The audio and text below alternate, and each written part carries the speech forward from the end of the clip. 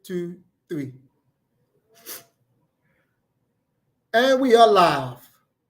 Welcome back once again to another episode here at the School of Urban Philosophy, where we are always straight up, straightforward, and straight to the point.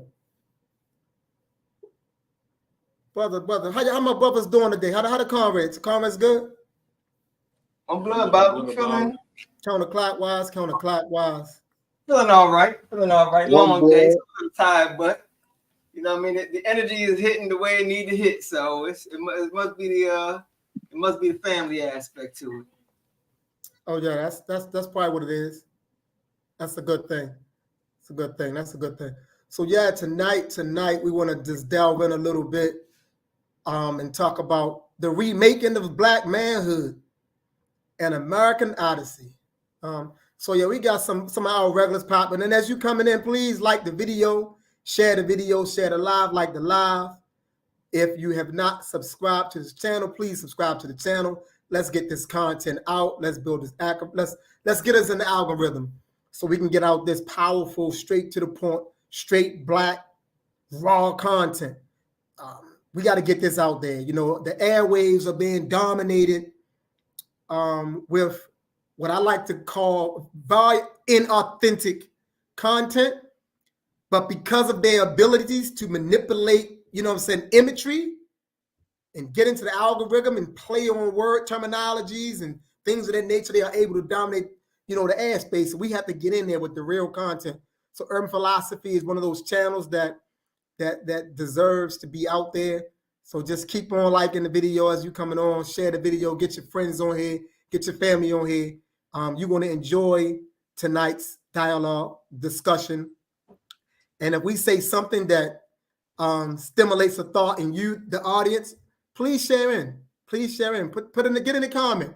Let us know your thoughts, make your statements, ask your questions, and we will get this thing on and popping. So once again, the remaking of Black Manhood. So why the remaking? So this is what this is all about. The remaking of Black Manhood came to me because I've been witnessing and observing how Black manhood is being insulted, assaulted, and misrepresented. And I say insulted, assaulted, and misrepresented. You got brothers nowadays, they're wearing purses, and we're justifying wearing the purse. Brothers are painting their fingernails black, red, blue. And they saying that, it's okay. I should be able to do that. I'm self-expressing. You got brothers now that wear extremely tight clothes. I'm not saying, granted, you can wear your form-fitting clothes. That's cool, nice fitting. But that extra tight, feminized dress has a problem. It's a problem. And we got to talk about that. Black manhood is under attack. Systematically, the system, the powers, and their Black lackeys are attempting to reshape and refashion manhood. And that can't happen on our watch. It can't happen on our watch. Now, when we use words like self-expression, right? We're using a concept that have been given to us because we use self-expression in a context that has no boundaries. So when we breach boundaries, we justify it by saying it's self-expression. Once again, that's us following another people's way, because Black manhood is a sacred duty, and yes, it conforms to parameters. It's not so stretched that it can overstep its bounds. You can't say you manhood and you're a Black man, and yet at the same time, you want to be overly and excessively lean into the feminine side. Actively and consciously doing so. And then you want to pop back and say you man. You want to step in and step out and say a man. Like black manhood have always been a consistent. It have always been a consistent. When we look at black manhood through a historical lens, you see a consistency.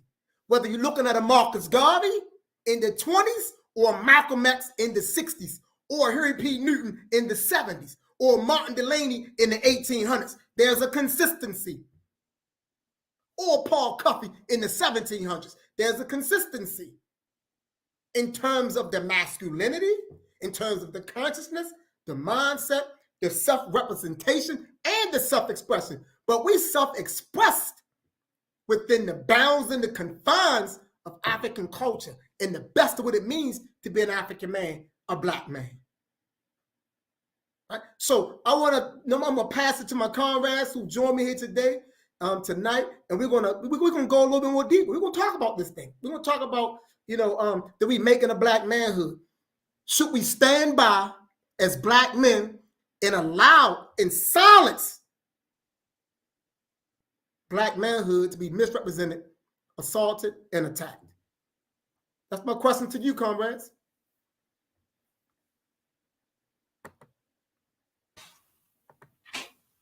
Go ahead, Dakari. We know you ready to jump in. We know you ready to jump in, brother. Go ahead, man. Yeah, I mean, usually on the first one, I let my elders go first, but most definitely, not on our watch. And that's why I always specify things for my son. I'll be like, this is what a man do, this is what a man don't. And whenever he's playing with his sister, I make sure he know, like, look, that's her toy.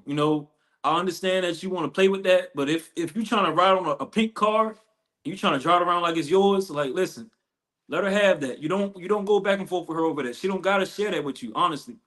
She may give you a ride, but that's hers. And so I draw lines to my son because I understand that it can't go that far. And I know that if we don't set it up early, then it's gonna become this thing where they're trying to justify behaving like a girl. And always let them know, if we see something that's not what black manhood is, I make them know, men don't do that. Because even sometimes, trying to watch Fresh Prince, I'm just like, dang, why did Will do that, man? And I pause the TV, I'll be like, look, men don't do that. They don't snap their finger and twirl the neck. And I love Fresh Prince, but I'm just like, why they gotta put certain stuff like that in it? And when that happens, I make sure I stop and I be like, listen, men don't do that. It was this good show that I was loving. It was My Dad the Bounty Hunter. Man, that jump was good the first season. The second season, they put that man in some tight pants and he booty shaking in front of the like he battling one of the insects or something like that, like trying to get back his freedom basically. But they made him put on some tight pants and they ruined the whole series for me and my family. Like, look, we can't watch this jump no more, like, because they made him wear that jump basically the rest of the season. And like I try to watch them, like, listen, like, y'all, we can't watch this no more, because I was gonna have to keep explaining it too much. And I'm just like, listen, sometimes we just gotta be able to let stuff go and just be able to know that that's not us. And I just think it's important, because if we don't, then we'll be allowing certain things into our environment that's going to kill us. Because if black men stop getting together with black women, we're going to become extinct. This is stuff we talk about with ADP with the boys. I say, if black men and black women don't come together, what's going to happen to us? We're going to be like the dinosaurs. And I asked them, do y'all want to be like the dinosaurs? They say, no, we don't want to be like the dinosaurs. So, just plain and simple. When we talk about black men and black women coming together, it's off the pure basis of survival. Yes, excellent point. Excellent point.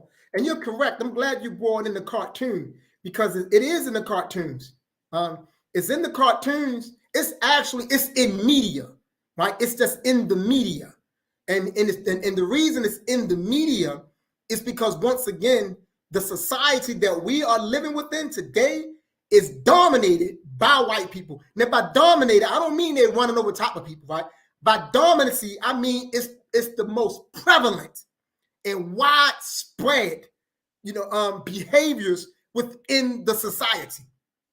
Their thought, their speech, and their behavior have overrun the society, so much so that it's becoming the standard that other people use to judge themselves by. So white people have embedded themselves inside of us. So that movie, Get Out, what's it called? Get Out? About them white people taking the black people and trying to get them. That movie had a lot of symbolism in it, right? So they have literally embedded themselves within us. The virus is in us. It's something foreign that's inside of us that causes us to think, speak, and act as they are. So therefore, a lot of the things that we would not normally do, we do now. And we do it because we think, speak, and act like them. We've taken on their way. So it's in media. So as black men, yes, we got to be extremely watchful and alert in relation to our boys and our children. But primarily, we're talking about black men tonight. You know, I know a lot of times we if you talk about one sex, you know, we might say, well, what that go for the black girls too. Now, we're not excluding black girls, nor are we excluding black women. We're saying that this particular live today is specifically about black manhood and black boys that must become black men. That's what this is about. This isn't about us excluding no other part of who we are. We know we got black girls and black women. We're very clear about that, but we want to focus on the necessity of protecting these black boys and not buying into this European crap about, you know, gender is fluid. You know, you don't get in there, let your children explore, let them see this, let them do this right here, you know, let them be whatever they're going to be. No, you get in there as a black man, you get in there with that black boy and you direct him to black manhood. That's what you do. You don't stand by with your arms crossed and let that boy, you see what I'm saying, be subjected to all these other things that are intentional. It's stupidity when you think about it. They're telling you not to be intentional about making sure he become a black man, but yet they're very intentional about making sure that he don't become a black man. And they want you to go for that because everything that's done in this society is intentional. You know, propaganda is always intentional. It's never unintentional. It's intentional and it's purposeful. So why would we believe that? And most of us do believe that. Why? Because once again, we are utilizing them as the standard. Like what they say is the end all be all. You know, they use their scientists, their scholars to justify their insanities. And we buy into it. We can't do that, you know. So once again, what do we do, black man? How do we deal with this? You know, do we speak out against this? Do we talk about this? Do we make sure that our boys understand what it means to be black men? Do we make young boys think that, no, it's okay for you to paint your nails the rainbow? Is that, you know, what? So what do we do? That's the question.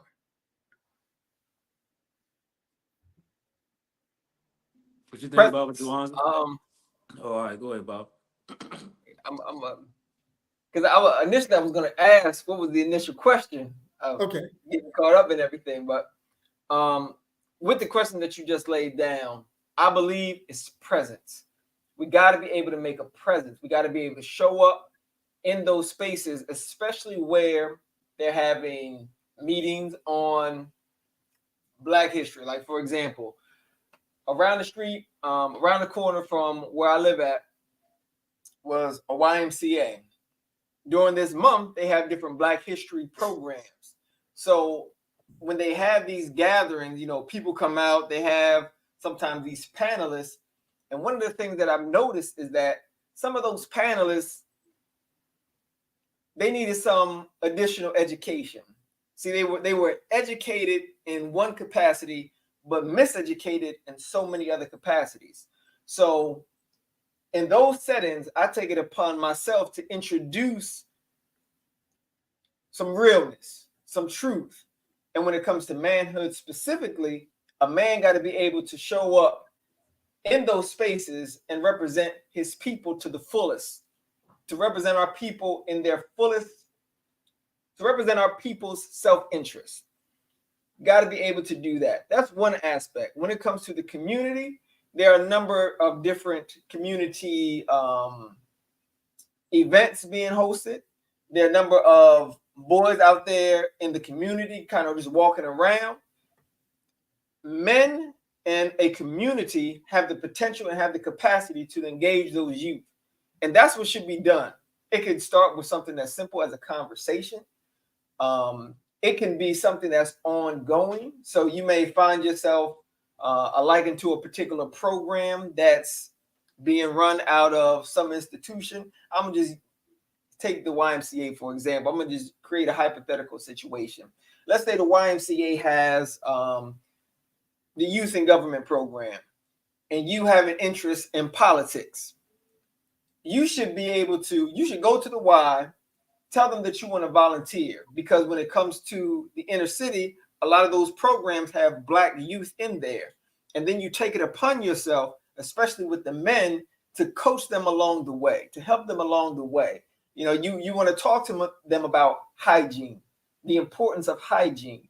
You want to talk to them about the importance of something like a posture, to make sure that the posture of a man should be one that creates a sense of security and ease to his surroundings.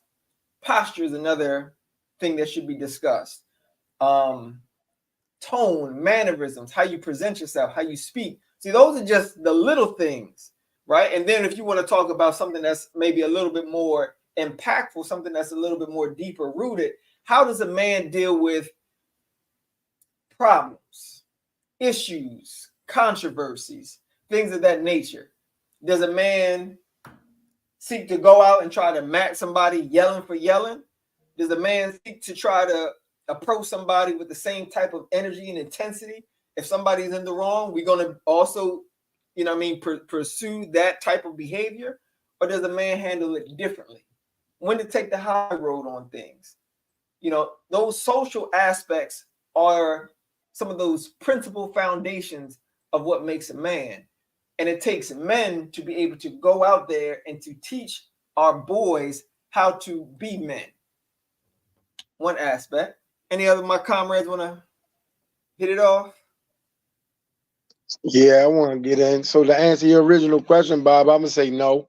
I can't just let it stand by and continue to happen. And the reason why is because we have to understand that right now in this time that we're in a state of war.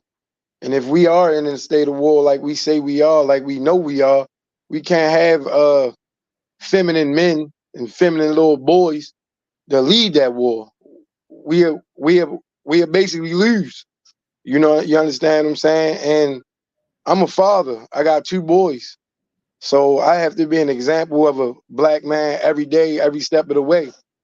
And that's very important to me. And it's very important for my sons to know that I am a Black man, and the path that I do walk it don't have nothing to do with wearing tight clothes or painting my nails or being feminine or acting like the other sex or anything to that nature. Like, I'm a man. This is how a man's supposed to act, and I'm gonna always set that example for my sons so they can know that there is a difference between a man and a woman. You understand what I'm saying? And I think that's very important, because if you don't, it's like I done seen a lot of situations where as though it's little boys out there and they like, you know how it's like they're a little iffy, they're a little timid, they don't want to do certain stuff, and it's like we're not gonna get nowhere like that.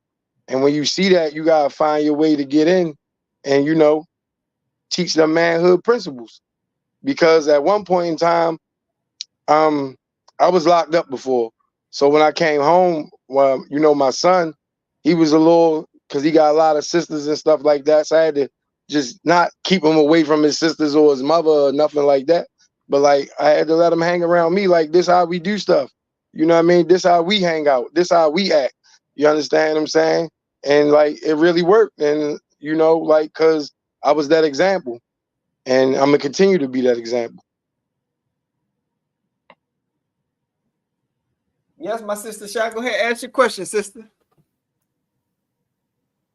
Right. While we waiting on her question, I'll add something. Because the way that we change the situation, it's a consistent thing that runs through all of our lives. And this is why PLM is always standing on culture and history, because that has the answer for all of our problems. And so when we implement our culture by living our culture, then these issues, they become smaller and smaller. And so at the end of the day, the things that you always hear us talking about, we're always talking about the things that we do, the things that we can do, the things that we refer to from the past. And that's why Black history is so important, because it gives us the model. It gives us the model so that we can step into the role. Looking back at some of our ancestor stories, you know, it's plenty to pick from. You know, one of the ones that's on the forefront of my mind is it was a brother that was on a plantation nearby Mama Harriet Tubman. You know, they was on the Eastern Shore, and his family was getting ready to get sold. His wife and children, you know, was getting ready to get sold on the auction block. I guess he just so happened to be free, but at the end of the day, he came to the auction. He just like, you know what, like, I ain't about to let this happen. And so they throwing the numbers out there. You know, who gonna buy him? This the price. It's that price. And he won the bid. He won the bid. He put the price at the highest. But guess what? He ain't had no money. He ain't have no money in his pocket. But at that time, since he was so bold enough to do that, and this is the catch, the ancestors was going to make a way. And so right at that moment, the auction guy, he called for lunch break. You know, they went on break. But he forgot to lock up the woman and the children. So they go on break, and it's just, you know, the husband and the wife and the children just left there, like randomly. And they leave. They get up out of there. And so if we look at our history, we can find several different stories of people making bold moves. He didn't know that was going to happen. He didn't know how he was going to get them. If he have a pocket, no money. What if the auction guy would have kept going and said, where my money at? He would have been stuck. But he made a bold decision to save his family. And so when it comes to us talking about like we need men for these type of reasons, because we in life and death situations. And then to be able to perpetuate the race, we need solid men. We need solid men that's willing to go out into these communities and engage these brothers that's on the corner. You know, we can't have no men that's like, you know, half-stepping or that's out there twitching and stuff that's trying to like build these brothers. It's not going to work like that. It's not going to work. So I just feel like, you know, embodying the culture, becoming the culture, it solves the issue. Because this wouldn't be so much confusion if we really knew what was acceptable for our people. We really don't know what's acceptable in a large scale. And I think that's why we be so confused. We say stuff like, I don't want to hurt nobody's feelings. Oh, let them express themselves. It's because we don't know our way. That's a great example, Brother Curry. A great elaboration. To amplify that, what I would add to that context is that the emphasis was on solid men. Solid men. Solid men, in many respects, can translate to men that stand squarely on what it means to be a man, and they're not undermining manhood and then trying to justify it by using other people's statuses, other people's standards. One of the things I like to say is that Black manhood is a sacred duty. That's what it is. Your manhood is sacred. And because your manhood is sacred, we cannot and must not commit sacrilege against our manhood. And we do that.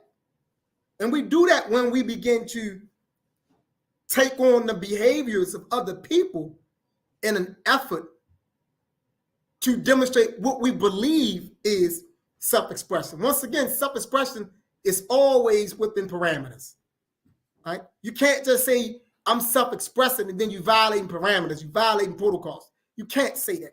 Now, if you're using another people's standard, you're gonna reason that way. And that's how we get into the area of Black insanity. But I'm gonna park that there. I would like for us to answer this question that was put before us. So who want to take a hold on, let's see. So we are able to reach more Black children in settings like schools, community centers, etc. How about you handle discussing manhood in spaces like that where there are multiple gay or infinite boys? And I think that's a great question. The reason it becomes conflictual because we're in somebody else's space. When we're doing it in somebody else's space, then we feel a need to walk on eggshells to respect that space. I think the larger question should be, how do we maneuver in ways to acquire spaces when we don't have to compromise manhood to accommodate something that we know that's inconsistent with manhood, right? That's like me trying to teach another man's son how to be a man, but I gotta gotta tone it down because I want to accommodate behaviors that I don't even agree with. But because I'm inside some other space, I need to tone things down for the young boys who father clearly want them to be manly men. Now I got to tone it down because I'm trying to take into account these other things over here. Me personally, what I do and what I've done in the past, and I can only speak for me and where I'm at, I'm always up front with the people that's running the spaces. So when I'm inside those spaces, I let them know my position. And they're gonna move, they're gonna allow me in or they're not gonna allow me in. But I cannot be in the presence of Black people and not speak the truth to Black people because of some of the behaviors that Black people have taken on as a result of this, this destruction that have been heaped upon us. So I'm always up front with the, how I am and things of that nature. Now, to the point, if it's an open discussion, I'm going to have that open discussion, because I can't teach manhood from a position that doesn't reflect what I am. I can only teach manhood from a position of what I am and what I stand for. And the people who's calling me in or bringing me in to have these discussions, they need to know that my perspective is going to be the perspective that represents me. I'm not going to adopt another perspective because they may feel like this is the most politically correct way to go about doing it, which in reality is really political incorrectness. But we say political correctness. It's a mistake for any Black man who truly see himself as being a manly man to have a discussion about Black manhood who don't drill home the necessity of being a Black man from the position of being a manly man. Anything other than that is a mistake.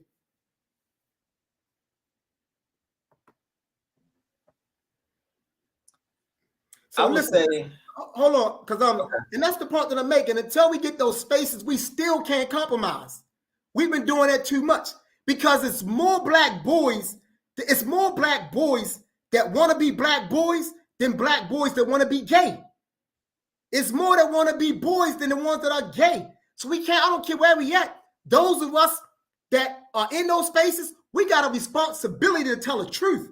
We can't simply talk my and then we get inside these other spaces and don't speak the truth, right? Then we shouldn't be in there. We shouldn't be guardians of the people. We shouldn't be advocates or champions of the people if we're afraid to tell the total truth. We got to tell the total truth no matter where we are at. So that's why I'm saying for me, because I've been in those situations, I always let the people know up front my position. I am not going to go in a classroom of 15 boys, 13 boys want to be Black men and 2 gays, and I'm going to compromise my whole presentation for the minority. I am not going to do that. I'm not necessarily going to attack them either, but at the same time, the people that brought me in, they're going to know my primary emphasis of manhood is going to lean not over there to them gay ones or them infinite ones. It's going to lean over here to those ones who want to be men, because that's my primary duty as a Black man is to get every single Black boy into the port of manhood. Shay, and I think that's important because I think people have to put into the proper perspective. Like, we're zoning in on this as a topic and an issue, but Black manhood is not just about, coming at people who are behaving as gay people. Like, Black manhood in a sense is about a lot of things. And so to just focus on that the entire time, it really would take away from what Black manhood is about. And so coming into these spaces like Baba is saying, most definitely we got to stand on our square, because in the school system right now, they got certain places where it's like, if a boy want to be called a she, you got to respect that. But it's like, no, if we going in there, we're telling them up front, we're not going to do that. I'm not going to call you a she, and I can clearly see that you're a he. I'll be failing if I did that. And so things like that, that's what we're going to draw the line. Like, we're not saying we're going to come in there and say, all the gay people, pick on them, beat them up, call them faggots and stuff. We ain't saying we're going to do that, but we're talking about we're going to come in and tell the truth. And I believe that's what our people got to do. Like, talking about who we supposed to be as a people. We don't have to attack anybody. All we got to do is tell the truth. Now, if people ask us a question, you're going to get what you get. But at the end of the day, coming in and teaching about Black manhood is about a lot of different things. We're going to talk about coming from Black parents. We're going to talk about the necessity of ritual, different rituals to engage yourself in, the process of initiation into manhood, what it's like to go through struggle, Because one of the things that's important, I heard it's this rapper named La Russell. He was saying that in one of his songs, he said that a sailor is not a sailor until he becomes skilled in rough waters. He said something like that. And that's what manhood is about, knowing how to deal with struggle. And so the entire curriculum is going to be about a lot of several different things. So I think when people think about it, don't think about it from the aspect of us coming there and bashing gay people. It's not about bashing gay people. It's just about telling the truth. And so at the end of the day, I think we don't have to be so bothered about that in our mind. We just have to be able to know that those who are coming in to do the work, we just got to come with a strategic plan and an uncompromised plan. I had a fortunate opportunity to be a teacher at a Baltimore public school. The time period I taught 3rd grade. It was for I forgot what year that was. But 3rd grade classroom had about 54 students in that one classroom. 54 students. About an even mix between boys and girls. And the primary teacher that was there at the time, she wanted me to engage with the boys more. And even one of the things that we did was we had a nice split. So she took the girls and I took the boys. And then we had, just some general discussions about what it actually means to be a boy going into manhood. Leading up to that, I had a number of conversations with some of the teachers that were in the area. And there were I was in 3rd grade, a little bit up the hall was the 5th grade, a little bit down the hall in the opposite direction was the 4th grade. So I talked to the teachers on both ends, one in my class, the 5th grade and the 4th grade. And I got an idea of what their perspectives were on, how the kind of lesson that we should be teaching as teachers. Is it strictly regarding math, science, reading, things of that nature, or should it blossom into some other areas, some different other social dynamics? So what I found was through having those conversations with those teachers was that they supported the initiative that what we were trying to do. That means being able to teach these young boys and girls the large amount, which were Black, how they should behave, how they should relegate themselves in this society, how they should conduct themselves based on who they are and what they represent. And even when we had that split classroom between the boys and the girls, I didn't compromise what I stood for. I didn't have to introduce anything outside of what I stood for either. So I let my lessons be my lessons. And if there were any questions, that would just be a matter of addressing those questions. But I just let my lessons stand on where they need to be. And based on the rapport that I had with the students, the message was well received. Even to this day, I can go, if I'm in Baltimore and I go to one of the grocery stores and I see the kids, oh, Baba J. So, I'm still remembered in that regard. So I'm glad, and I know that I made an impact. But that is just to add the icing onto what my comrades were saying. You don't need to compromise or switch up your message. Depending on your space will determine the type of strategy or the type of tactic that you're going to use. You may try to pull in some other teachers of, if you got Black teachers that are with you, try to pull them in. What are their viewpoints? How do they see things? Are they somebody that can be an ally to you if in fact somebody did say anything? Regardless of that, your job is to educate those students. And especially when they are Black students, your job is to educate those Black students on their Blackness, their identity, point blank, period. Yeah, that's a great point. Yes. And that's what we have to do. So I think, to that overall question, I think the emphasis is on being able to represent the total complexity of Black manhood and have those discussions. And that's gonna shine through from who we are. When because the society that we live in, realistically speaking, the way, like I said, once again, the way that it's set up, gay people, whether they do it intentionally or unintentionally, but the society have made that an imposition, and it have made it an imposition, and it have made it so much so that anytime they are in any space, that they must be the primary individuals that must be under consideration. That's just how it's set up, right? When once again, granted, you who you are, we're not here to focus in, to zero in on that, about that aspect of you. We're here to present a particular message, that's going to encompass Black men. Well, like I say, the way that the society have set it up, because once again, it's about creating situations and circumstances that always put Black people under some type of pressure.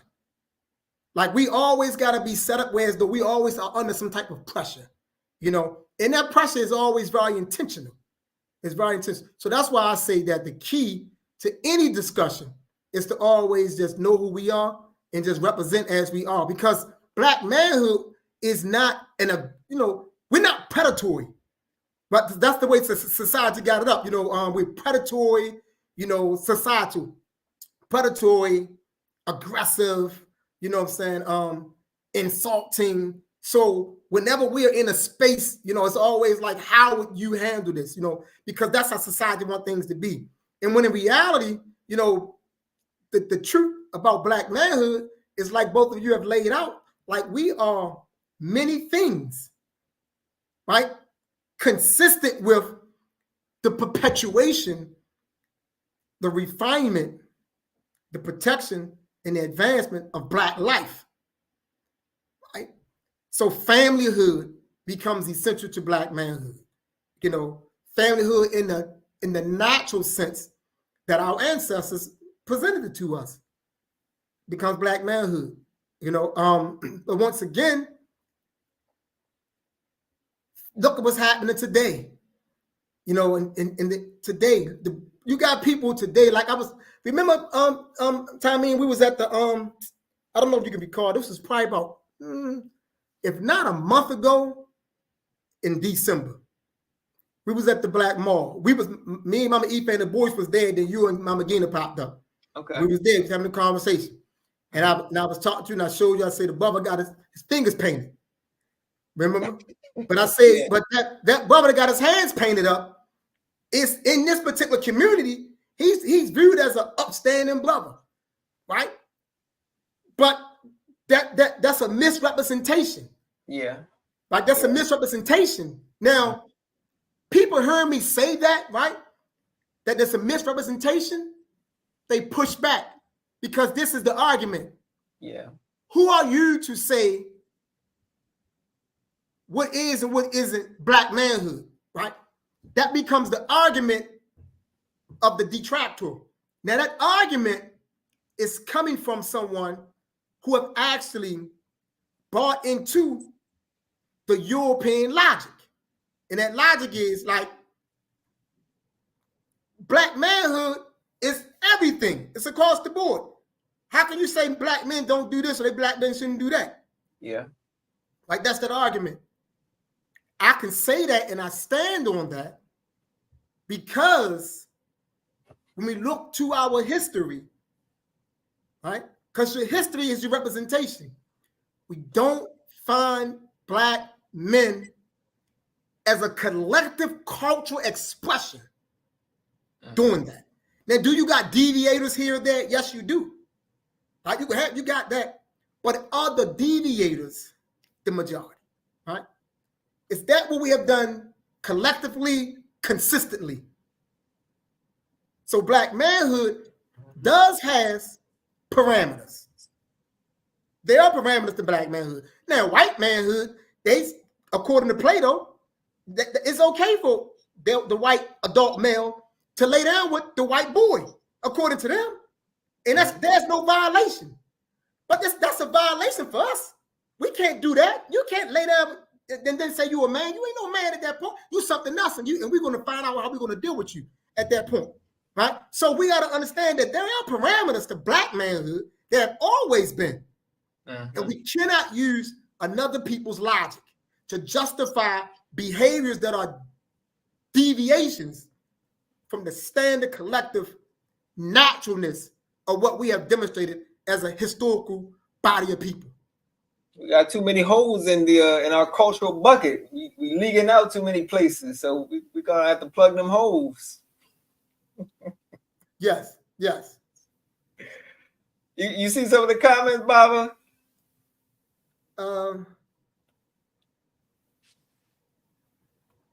Sister Shah said. I remember that aspect with that guy. Yeah. And here's the thing, though, right? I don't think that, and I don't want. We'll put it like this: there's many brothers out there who, you know, what I mean, they may go with their lady, they may get, you know, their feet massaged or something like that, whatever the case may be. We're not saying that having your time to get your massage is less than manly. You know what I mean? Yes. We're not saying that getting your nails clean is less than manly. We're talking about the parameters.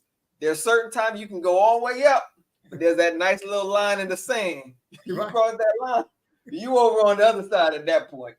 Yeah. That's a great plug-in, because we will get lost sometimes in the dialogue.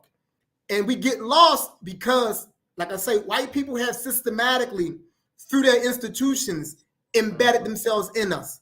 They have done a very good job at that. Say what you want about white people, they have been very, very strategic and expert at embedding themselves within us. And we oftentimes hear from their perspective, and then we reason from their perspective. And so what you said is very important. We're not telling a man, you know what I'm saying, that you're wrong for basic hygiene. You know what I'm saying? For taking care of your hands or your nails and your feet and your toes. No, you should, because we want you to live as long as you can live. Take care of yourself. We don't want you to beat yourself down. Don't have no fungus on them feet now. We don't want that. But we are saying that there's a boundary to black manhood. We're not buying into this European thing of self-expression without boundaries. Self-expression is always with boundaries. And furthermore, self-expression is a political thing. Self-expression is absolutely political. And one might ask, what do you mean, Baba Imhotep? How is self-expression political? Excuse me. It's political in the sense that when we think in terms of what it means to be political, you're thinking in terms of what's best for a group. That's the only way you can be political. That's the only context that you can think about it in, right? Even if you look at electoral politics, every single office that a person runs for, that person is trying to win that particular office so he or she can access the powers and the resources of that office for his or her group. That's the basis of it. If you see a Chinese person running to be a mayor in a particular city, it's solely to access the power of the mayor's office and the resources therein to leverage it for the Chinese people. So anything you do has a political dynamism to it. It's a political dynamic to it. So when you say self-expression, our self-expression must be consistent with what's best for us as a group. Because we are in fact viewed as a group. We are in fact held back as a group. We exist within the boundaries of the United States of America, within the construct of a racial caste system. And I don't care how much money you bring in as a black person, you never escape the racial caste system. And anytime white America want to show you who you are in relation to the racial caste system that you belong to, they do that. Michael Jackson, all the rest of them, you run them down. You know what I'm saying? My man Earl Graves, I think Earl Graves is the brother that owned the Enterprise magazine. They snatched that brother up in New York several years back, and they was looking for a person that committed a robbery, and the person's supposed to be like 5'9", a kind of light complexion black brother. Earl Graves is pretty tall. I think he's 6 something, kind of dark skin with a beard. Still snatch him up and say, you the resemblance. They don't care. They're going to show you who you are. You know what I'm saying? So that's a racial caste. So any and everything that we do is political. Right? Everything that we say is political. This live tonight is political. It's political. We must be very careful about what we say and how we say it. Not because of them. I'm saying we must be careful in the sense of making sure we're saying what's best for us. So the message that we deliver has to be the best message for us. So we're not here just for Biden Hotel or Baba Tamim or Baba Dakari and Baba Jawans. We're not here for PLM. We are here to bring a service to our people to help us as a people to move forward. So it's political. Yeah. We done already stomped on the algorithm, so it's word of mouth at this point. Yeah. I think E5 Bamala had asked a question about the responsibilities of manhood. Yeah. Yeah. I just wanted to speak to that. So one of the things that I've been seeing a lot within our culture is that men are the first line of defense. And this basically just means that whenever there's a threat in the community, we're supposed to be the first ones to respond. And so with that being said, that's basically the reason why we're having this conversation. But in a general sense, from the aspect of just, building for our people, that's why the men should be the ones that's outside of the neighborhoods, seeing what's going on. Not saying people don't go outside and play, but, men should go outside sometimes, not just to particularly do something specific, see what's going on out there, and this is why we had the Liberator Zone, out there together, living together, looking at the block, seeing what's going on, building relationships with the brothers out there on the corners, speaking to them, they seeing us, we dapping them up. Oh, I like your shoes. Yeah, that's what's up. We stay right around the corner. We doing this, we doing that. Oh, I bet. We had a period of time when we was doing the PLM street engagement, and the men we was getting together, walking the neighborhoods, asking people what they wanted to see in the community. We had brochures to give them so they could see that we was official, but at the same time, that was a way for us to build the relationships, because we know that our people are mistrustful. So they like, these random guys walking around talking about this community stuff, like, who are they? But we leave them with something so they could refer to something, and then so they could see us, feel our energy. Because that's the one thing, to be able to set up anything in the community, people got to be able to feel your energy. They got to be able to know that you're not faking. And so just being able to be out there in the community, building these relationships, speaking to the brothers, really asking them. Because I believe that if we just get so caught up in just, quickly judging people, we'll never be able to give people a chance. I remember one of the brothers that was out there, he had started speaking out against like people getting access to guns so easily. But if people will look at them too quick, you would think that these are some of the people that's, causing the trouble in the community. But it's like this brother saying something about, I think people get guns too easily. And that's true to a certain extent. We shouldn't be getting guns this easy, and there's other reasons why guns are coming in the community like that, There's certain situations where, for a fact, the police have put guns into our community. If you look at the situation with Baba Tupac, when he shot at 2 off-duty police officers, the reason why he beat that case was because they found out that the police officers that had the gun that was that pulled it out on Tupac, they found out they stole that gun from an evidence locker. So some of these weapons is getting on the street from the actual police. Some of the Bibles in the community telling me, a brother get locked up for a gun. That brother's in jail, but somehow that gun that he got locked up for is back on the streets. So if the police had it last, who you think put it back on the streets? So in order for us to combat these type of things, the men got to be in the community. And so I'm talking about just one aspect. Men do a lot of different things, but I wanted to speak about the aspect of men being the first line of defense. And for us to be the first line of defense, we got to be out in the community. Out in the community. This is why you see us here. This is an aspect of community engagement. You being able to see the men, us coming out consistently and engaging. We're not just up here just to be spewing words, but we're trying to really move our people into action and to also build with our people. Good point.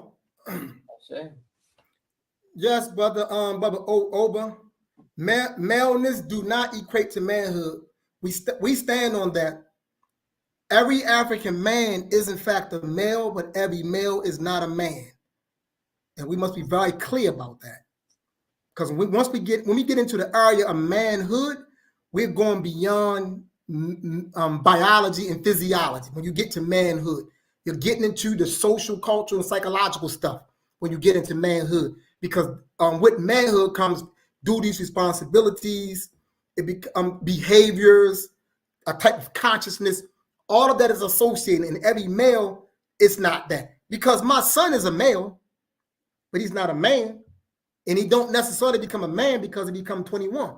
Right? It's my duty in the other men that are in his life. It's our duty to ensure that he get there, to ensure that he has been provided with the proper examples, the correct experiences, and made sure that we have conditioned and cultivated the proper consciousness that's going to allow him to be a man, to understand the sacredness of Black manhood.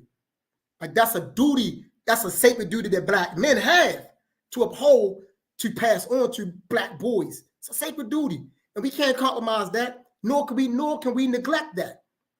And we cannot say, well, you can't be a part of an organization and say you're a part of an organization and know that there are boys in that organization and don't see them boys as your responsibility. Then you don't know what organization is. You don't have a clue. If you can utter out your mouth that I belong to this organization or this is my organization, then those boys are your responsibility. Right? They're your responsibility. And yes, we're going to take the lead from the organization, because the organization should have a manhood standard. And all you got to do is follow that standard and make sure you transmit that to the boys. The standard should already be there. And all we do is follow the standard. That way we know that all the boys are being reared consistently. So when they emerge into their duties and responsibilities, they won't be They won't disseminate different messages surrounding African manhood or Black manhood. It'll be a consistent message. And the more we become consistent in the message of Black manhood, the more we can minimize the bullcrap that's beginning to run amok in our communities. It's running amok because we have an inconsistent message concerning African manhood, and we have an inconsistent message because we believe that everybody should define manhood for themselves. We believe that every single male that says he's a man has his own definition, and he can run with that. No, you don't build community and nations like that. The Zulu nation wasn't set up that way. You know what I'm saying? Shaka gave them a standard of that manhood, and everybody in that society that was a boy was reared in such a way to become that type of man. And that's throughout our societies, throughout our traditions. That's just who we are. When we start taking on these other behaviors, we start thinking about things differently and doing things differently. And we got to get back to that. That's the duty of us, to get back to that. So that's why we say NGAA 2, our way. Our way is the ways of our ancestors. Right? We got to link back into that, and we add on to that. We use the ways of the ancestors as the indicators as to where we need to go. That's why you do that. So when you sign Kofa, so you can look back psychologically and spiritually and see what's what, and you pick up what you need to pick up, but you don't pick it up just to hold on to it. The reason you pick it up so you can further go forward. Right? So the ancestor, our way, becomes an indicator. It becomes directional and instructional for us. So we know how to step onto it and build upon it to keep the culture growing. But it can only grow consistently when we are following the ways consistently. Not everybody doing their own thing. Doing your own thing, how you want to do it, when you want to do it. That's not what it's about. That's utter chaos and confusion. That facilitates and precipitates the mess that we're talking about today. That's how you get to a place where as though a person can think he can run around and paint his nails black, blue, purple, indigo, wear super tight clothes, throw his purse on, and still say, I'm representing, you know what I'm saying? This is a part of Black manhood too. In what world? You know what I'm saying? No, in what world? Brother, I wish if I had a younger brother, he came to me like that, man, and say, check my, outfit out. No, brother. I gotta get you back in the house, man. You doing this all wrong. You got this all wrong. But that becomes a responsibility, a duty, and a responsibility. And sometimes we gotta be able to have those conversations and be serious about it and hold the line. That's what I've been, that's what I've prided myself on and strive to do for the last 30 years is hold the line. Every single black brother that I've encountered over my years, I've always presented to them a steady, consistent representation of a strong black man. Not strong that I'm rigid, that I'll crack and pop in half, but strong in the sense that I'm very flexible, but stern. In terms of my sensitivity, in terms of my gentleness with my wife, my children, and with the children in general, but in terms of, at the same time, being stern with the men. What I'm saying? If I'm seeing the men waving somewhere, like getting in there, tighten up over here, tighten up over here. Like, this is what we got to do. Like, our way have always been a way of instructions. And we've always walked in unison with someone more advanced than us. That's just our way. It don't make you less than. It allows you to get better. Because we want to minimize and ultimately eradicate unnecessary mistakes. And you do that when you're walking in unison with someone that already walked the walk that you're walking. And that's why we set it up that way. Everybody don't got to try to do their own thing and go out and make all the same mistakes. That slow us down. If the whole organization got to stop to address a mistake that we could have minimized if you would have listened to these other three brothers that was doing what you're trying to do, but you didn't want to listen, and now we got to stop and come address that, it slows us down. You can't build nations when you got to keep stopping, addressing mistakes that have already been resolved by one generation. The second generation shouldn't be making the same mistakes that the first generation made. They should be in line. Make new mistakes. Don't make the same ones. If we got to keep stopping to address the same mistakes, you can't grow that way. It slows down the progress. Right? So what I'm saying that manhood is always about men developing men. Manhood is a dynamic. Manhood is a relationship. You know what I'm saying? And check this out. And manhood also listen to womanhood. Why? Because we need to be able to what? Be a complement to our women. So we need to hear the woman. So the manhood don't solely belong to us. See, manhood isn't private. Manhood is collective. It's communal. It's not private. It's sacred, but it's not all yours in a 100% sense. Because we may not necessarily be what the women need. So we got to listen to them and vice versa.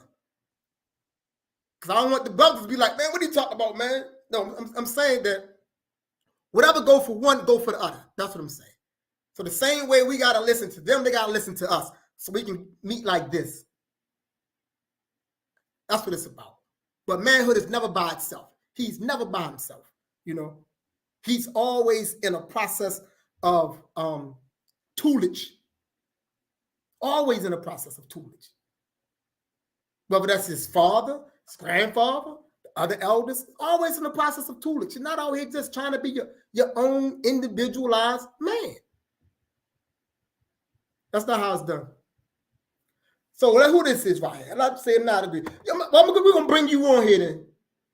I'm going to give you a link real quick. I'm going to put this link in this. And you come on here, my brother. Hopefully it's a brother. And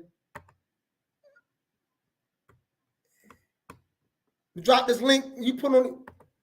Let me see how to drop this link, man. I would see while Bob was doing that, one of the things that I found to be impactful is that men champion and celebrate other men, especially when, well, naturally, especially because they are doing what's right.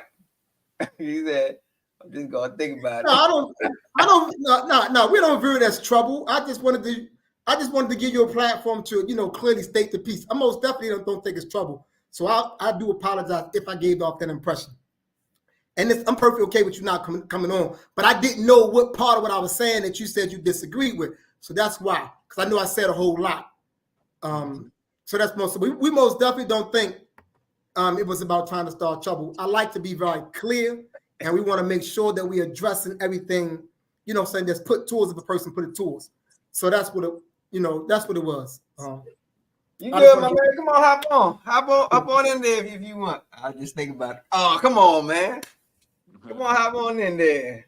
It's all good. It's all good. It's all love. It's all gravy, though. I appreciate it. Though we we love the interaction. We here as a family, building as a family, and just keep one thing in mind. I only speak from a perspective, from a Black African perspective. So oftentimes things that I say may appear to be disagreeable, and sometimes it's because a person might be looking at it from his or her personal point of view. And so what I'm trying to submit to us is to understand that our personal points of views has to be rooted in something, right? So if our personal point of view is just rooted in nothingness, then we got to reshape that and rethink that. But if our personal point of view as Black people is rooted in authentic Black history, then the things that I'll say, a person will agree with. Because I don't speak from my opinion. I don't grab it from my pocket. I don't grab it out the air. I base it in something. So when I'm talking about the history of how Black men have conducted themselves, whether we're looking at Malcolm X in the 60s, Marcus Garvey in the 20s, whether we look at Mumbo Trotter in the early 1900s, whether we talk about Alexander Crummell in the 1880s, whether Martin Delany in the 1860s, there's a consistency in how they conducted themselves. And that's a 100-year span right there. And I can keep on going back. That's a consistency. If we look at Baba Shaka Zulu and how he constructed the Zulu nation in the men, there's a consistency there. And so all I'm saying is that as Black men, we have to come in that same consistency. That same consistency. And we should and always have been historically, we have been tutored. We have been nurtured by other men. That's what it's about. That's why we went through what is known as a rite of passage. That's a nurturing process, and it's also a process that's asking and seeking permission to move on to another stage in life, right? We've never just moved through life as individuals. We do it now in the United States of America because we've not lost. We don't know a lot of our ways. So yes, people are doing it today, just getting up, doing what they want to do, how they want to do it. But that's not our way. And that's why we're in so much confusion, because we're not doing things our way. So what we're submitting to us is how we once done things as African people. So yes, so we are, I'm gonna let you get in, Dakari. Hold it, I'm gonna let you get in. I just wanted to state to the audience, we are now at 10:03, and we really should be getting out here at 10 o'clock. But my comrade Dakari has a brief message, something he want to add to the dialogue, I'm assuming. So I'm gonna let him get that out, and then we're gonna be closing down. Yeah, I just wanted to plug in. We talking about this. I think it's always right to mention, what we have as a community, PLM. We got the Software Development Program, which is a manhood initiation program for Black boys ages 7 to 12, 13 to 15. And I'm the facilitator for the younger boys. Baba DC, he's not here tonight, but he has 13 to 15. I have 7 to 12, and I start by moving them from their spirit identity. We go on to understanding, Olu Dumare, the creator of all life in the universe. We move through that. Then we start talking about, understanding the culture. What does it mean to become the culture? Things like that. We get into the aspect of understanding puberty. We just left off of puberty. Now we're dealing with the Black family. We get ready to start dealing with the Orishas and things like that. And so we're moving them through stages to be able to understand what it means to step into Black manhood. We're going to start dealing with survival and all that. And so at the end of the day, the things that we talking about, like Baba said, we're not just pulling things out the sky. We follow the model, we implement the model, and we also analyze the situation and bring clarity to the situation. And so we got the ADP for Black boys, and then we also got the men's group, the Sakuin too, because the older guys they got to be able to also continue to keep developing, like Baba said. So I'm a part of the men's group that we have. And I've been learning a lot from it, especially just learning about that movie, The 24th, dealing with the regiment of the Black men that was down there in the South, And to me, this men's group is really important. The way I see it is, back when we was in Africa, after our long days of work, we would have men's meeting. That's right. Come together, come in the village. The men come in the village. They meeting, they politicking, they building, and they sharpening themselves. I just think it's natural. So, I love the men's group, and I think it adds to what we already talking about. And so I believe people, you sincerely wanting to see some activity or engage your young boys in something, or if you as a man want to develop yourself some more, come on in, hit up Bob Imhotep, and we're going to plug you in. Yes, great example. Yes, we do have the men's group, the Sako and Two. That's on Tuesdays. We have the Asafo development program, which Baba Dakar is talking about, and that's for the manhood development program for the boys. In addition to that, we have some other things that's going on as an organization.